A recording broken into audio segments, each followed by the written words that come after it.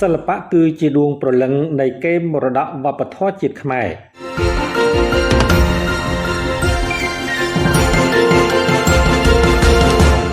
ឯកឧត្តមខូយរីដាអភិបាលខេត្តពោធិ៍សាត់បានមានប្រសាសន៍ថាសិល្បៈគឺជាដួងព្រលឹងនៃកេរមរតកវប្បធម៌ជាតិខ្មែរហើយចំពោះអ្នកចេះសិល្បៈចេះសម្ដែងគ្រប់ប្រភេទគឺមានតម្លៃខ្លាំងណាស់ក្នុងសង្គមជាតិមានភាពថ្លៃថ្នូរទោះបីយើងធ្វើដំណើរទៅទីណាកន្លែងណាក៏ដោយទាំងអស់នេះជាប្រពៃណីទំនៀមទម្លាប់សិល្បៈវប្បធម៌របស់យើងតាំងពីបុរាណកាលរហូតមកដល់បច្ចុប្បន្ននេះឯកឧត្តមអភិបាលខេត្តលើកឡើងដូចនេះក្នុងឱកាសអញ្ជើញជួបសំណេះសំណាលជាមួយអ្នកសិល្បៈជើងចាស់ក្នុងខេត្តពោធិ៍សាត់និងក្រុមយុវជនសិល្បៈមហាជនមកពីបណ្ដាក្រុងស្រុកនានាក្នុងខេត្តរួមនឹងក្រុមភ្លេងបុរាណខ្មែរប្រមាណ100នាក់ដែលបានចូលរួមហាត់រាំរបាំខ្មែរជាច្រើនទម្រង់ជាពិសេសរបាំប្រចាំខេត្តពោធិ៍សាត់នារសៀលថ្ងៃទី25ខែមករាឆ្នាំ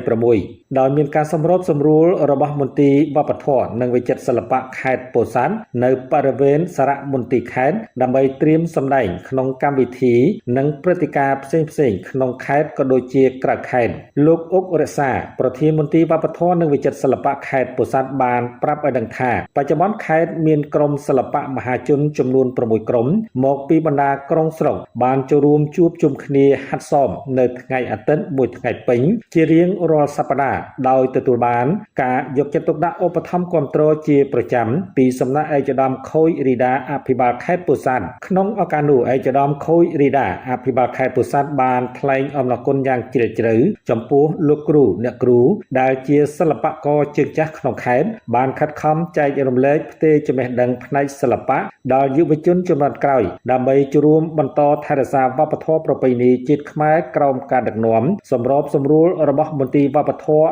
និងវិចិត្រសិល្បៈខេត្តឯកឧត្តមអភិបាលខេត្តបានកោតសរសើរដល់ក្រុមយុវជនសិល្បៈមហាជនទាំងប្រុសទាំងស្រីបានលះបង់ទាំងពេលវេលានិងកម្លាំងកាយចិត្តចូលរួមហាត់រាំរបាំខ្មែរដែលនេះជាសកម្មភាពគំរូសម្រាប់យុវជនទូទៅព្រោះវប្បធម៌ប្រពៃណីខ្មែរគឺមានតម្លៃបំផុតសម្រាប់សង្គមជាតិសាសន៍ខ្មែរយើងប្រកបដោយភាពថ្លៃថ្នូរហើយយុវជនដែលចេះសិល្បៈប្រពៃណីខ្មែរទម្រង់ណាមួយគឺជាយុវជនដែលប្រកបដោយគុណតម្លៃទទួលបានទាំងសុខភាពផ្លូវកាយនិងសុខភាពផ្លូវចិត្តជាមួយគ្នានោះដែរឯកឧត្តមអភិបាលខេត្តបានឧបត្ថម្ភថវិកា5លានរៀលបន្ថែមទៀតសម្រាប់ទ្រទ្រង់ដល់ការបណ្ដុះបណ្ដាលនេះហើយឯកឧត្តមនឹងបន្តសហការជាមួយមន្ទីរវប្បធម៌និងវិចិត្រសិល្បៈខេត្តពោធិ៍សាត់ក្នុងការលើកស្ទួយវិស័យវប្បធម៌ប្រពៃណីជាតិខ្មែរក្នុងខេត្តឲ្យកាន់តែមានភាពរស់រវើកបន្ថែមទៀតផងដែរ